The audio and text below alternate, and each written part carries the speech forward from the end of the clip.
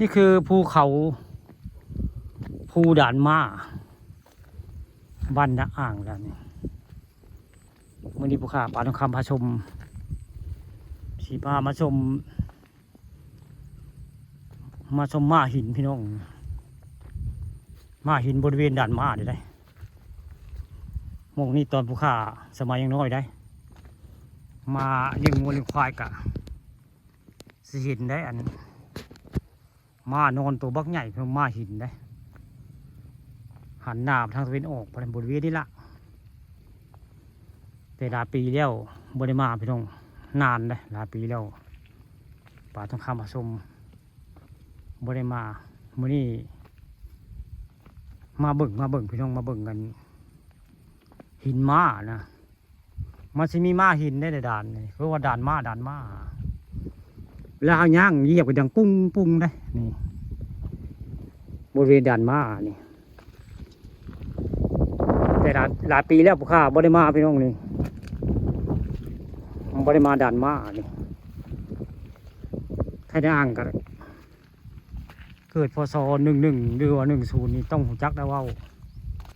บริเวณนี้คือด่านม้าของเทวดาอ่างถ้าผมมีพศนั้นคือสมจักได้เพราะว่าสมัยนั้นมาเลี้ยงงูเลี้ยงควายแถวๆนี่แหละพี่น้องนี่มาเลี้ยงงูเลี้ยงควายได้แถวๆนี่โอ้น้ำคือประเด็นไหลๆแบบนี้พี่น้องนี่ห้อยน้ำพอห้อยน้ำมาไหลดิอันนี้นี่ห้อยน้ำไหลได้อันนี้ห้อยน้ำไหลได้ข้ากัดมาโลกบุญยังบุหินได้อันมาบักใหญ่จนครึ่งหันหน้าไปทางตะวันออกไปแล้วนี่แต่หูจักแต่บริเวณนี้คือด่านม้าของเทวดาอ่างได้แถวๆนี่บุญเลี้ยวคือสิบุเห็นดอกมันหลายปีแล้วพี่น้องมาสีหญ้าป่งหุ่มมันก็สิบุเห็นได้ด่านม้านะมื้อนี้ผู้ค้าป่าทองคำพามาชมด่านม้าบ้านอ่างได้พอที่ทัดสวยงามพี่น้องนี่บริเวณนี้มีแต่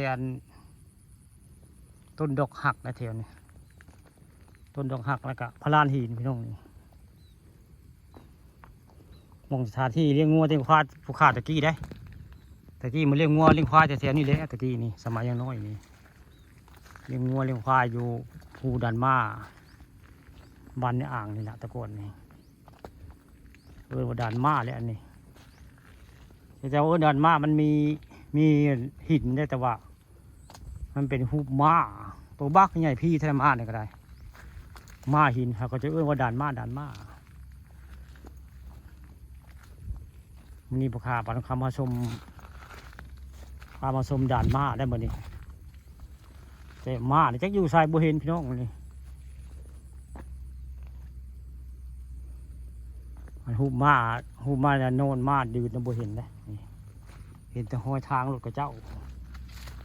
อยู่บริเวณด่านม้านี่มันนี่ผู้ข้าป่าทองคำผสมคิดว่าบุเห็นแล้วมันนี่ด่านม้าเนี่ยม้ารูปม้าพี่น้องรูปม้าเนี่ยคือสิบุเห็นได้บุเห็นครับ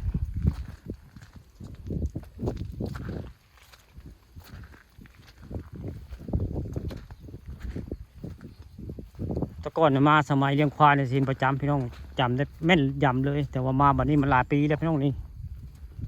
ตั้งแต่อายุมัน13-14ไปเลยมาเลี้ยงควายเลี้ยงงัวอะไรเห็นมานอนตัวบักใหญ่นะพี่เท่าไรบัดนี้ก็หลายปีแล้วพี่น้องนี่ผู้ข้าก็60ไปละอายุก็ได้บ่เห็นอันหูม้านะจักอยู่มุงใดแต่บ้านอ่างไผ่หูจักกับคอมเมนต์มาเลยเด้อพาป่าทองคำมาชมเบิ่งเนี่ยพามาชมในอยู่มุงใดอันหูม้าตัวบักใหญ่นะม้าตะกี้ตะเก่านะผู้ข้าเป็นมาหึงได้มื้อนี้มาหาด่านม้าแต่บ่เห็นแต่นี่แล้วนี่ต้นไม้เทวดานี่สับลาบนี่ต้นไม้เทวดาด่านม้านี่มื้อนี้ผู้ข้าป่าทองคำผสม มาด่านมาแต่ว่าบ่เห็นรูปมาได้เห็นแต่ต้นไม้เทวดาออกในพระลานหินนี่แหละนี่แล้วก็เห็นก้อนหินนี่ก้อนหินจักไผ่ตะกองไว้นี่ก็เลยนี่แต่ว่ารูปมาเนี่ยบ่เห็นพี่น้องนี่เห็นแต่ก้อนหินก้อนหินจักไผ่ได้กองไว้นี่บริเวณด่านมาภูเขาบ้านอ่างนี่มาไม่ได้ผิดหวังพี่น้องมาดิบ่เห็นรูปมาได้เห็นแต่พระลานหิน